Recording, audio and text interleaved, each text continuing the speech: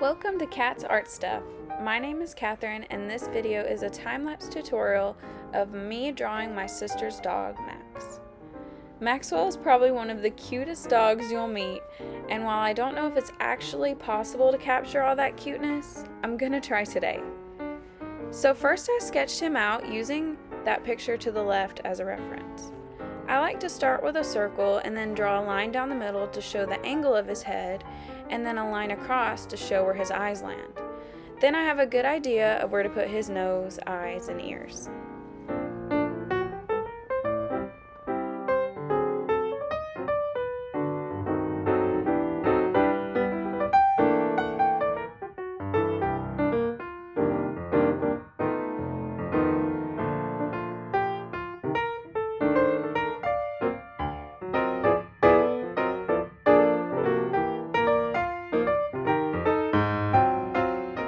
So next, I chose a color to paint the background. Since this was a quick little painting, I decided to do a solid background, and my sister's favorite color is yellow, and if you see in the picture, there's a little yellow in the background there, so I decided to go with yellow.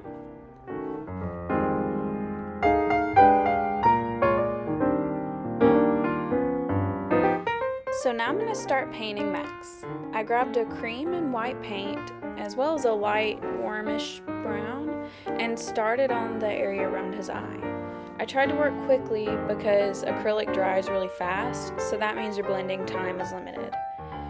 One good tip is if your paint does dry before you're done blending, try getting your brush a little wetter than usual and do a thin layer on top, and you can sometimes start working it in and it'll start blending again, or at least help a little. So while I'm working on his face, I'll tell you a little bit about Max. He is about 13 years old and he used to be a black and tan boy, but now he's closer to gray and white. He loves to cuddle his mom Camille, and he's so picky that he demands to be fed warmed up wet food, sometimes even by hand. But he deserves it because he's such a good boy.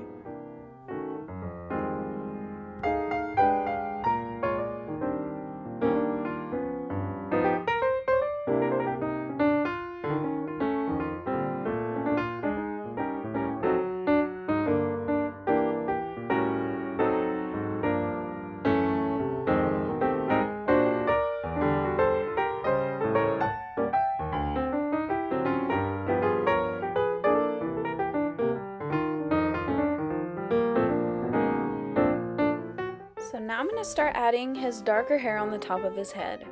When I'm doing short animal hair, I like to do short, skinny strokes, but my paintbrush doesn't always cooperate. Thankfully, acrylic paint can just cover over any mistakes, so you can just keep going until it looks right. I also find that adding a lighter color last can make it look so much more realistic.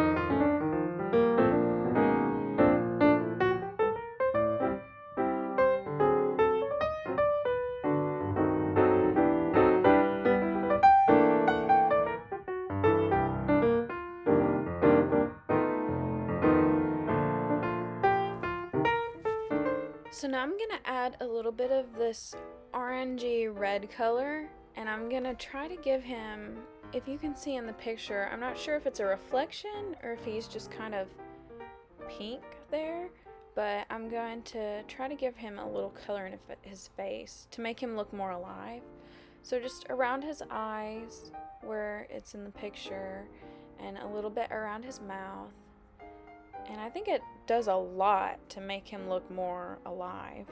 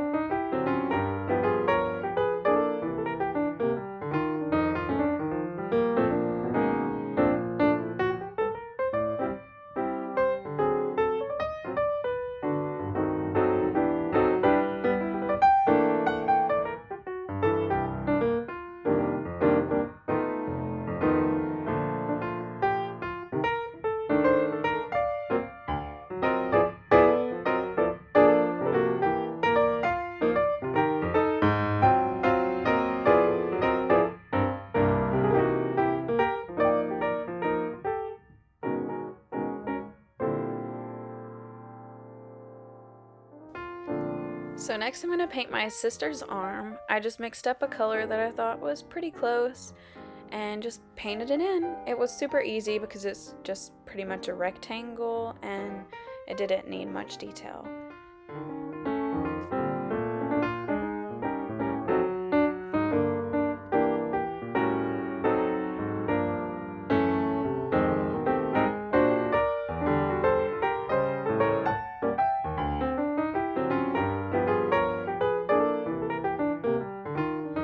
As I'm adding the darker finishing touches around his nose, and when I paint his eyes in black and his nose in black, that's when it all starts to come together.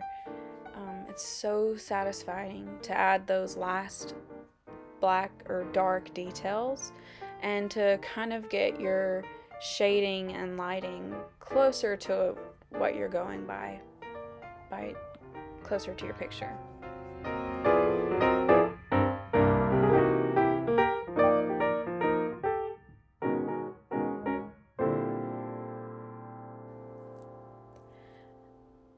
So after you do that and you add your little details, then you can start adding in your little white, the highlight in his eyes, and his nose is wet, so the little white highlight on his nose and some darker spots so that it gives the black a little definition. You can't give it too much definition because it's black, but what I'm using there is a really dark brown, so you can go in with some actual black and give it just a little bit more definition.